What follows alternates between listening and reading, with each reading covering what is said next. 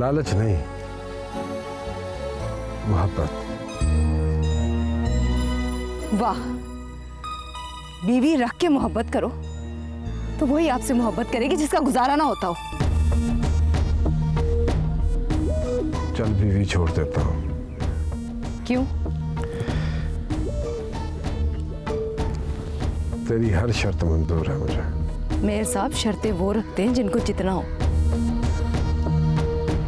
मुझे तो बस एक शौकत अली मिल जाए, मैं हार के भी खुश हूं।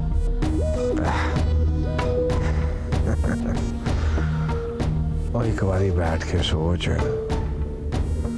ना कि गरीब भी शौक नहीं मजबूरी होती है, वरना महल चुबारों में तेरे जैसियां होती हैं। अल्लाह बख्शे, मेरे अब्बा जी कहा करते थे, प्याज 2 कुटकी हो तो पूरा दरिया पीने नहीं निकल जाते।